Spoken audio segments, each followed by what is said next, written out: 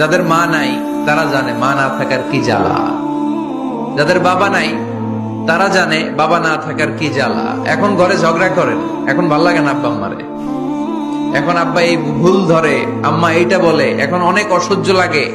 তো যেদিন চলে যাবে ওই দিন বুঝতে পারবেন মাথার উপর থেকে ছাতাটা নাই হয়ে গেছে, বটবৃক্ষটা চলে গিয়েছে, আর উপদেশ দেওয়ার মতো কেউ নাই, কাছে আগলে রাখার মতো কেউ নাই।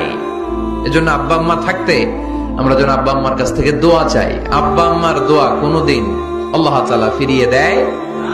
মায়ের মর্যাদা অনেক বেশি, বাবার চেয়ে 3 গুণ বেশি, কমসে কম। কয় গুণ বেশি?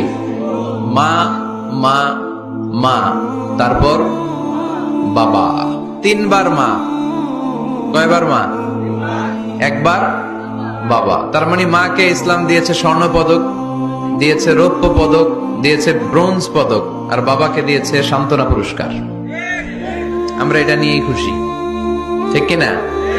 তাহলে মাকে 3টা পুরস্কার, স্বর্ণ পদক মা, রৌপ্য পদক মা, ব্রোঞ্জ পদক মা, বাবারে দিছে কি? সান্ত্বনা পুরস্কার। এজন্য মায়ের মর্যাদা বেশি। লাউ কাতা'তা জিলদাক, চামড়া কেটে যদি মায়ের পায়ের জুতা বানিয়ে দাও। ছোটবেলা যে মায়ের বুকের দুধ খেয়েছো, আল্লাহর হাবিব বললেন 1 ঢোক দুধের শোধ আদায় হবে না, ঠিক কিনা?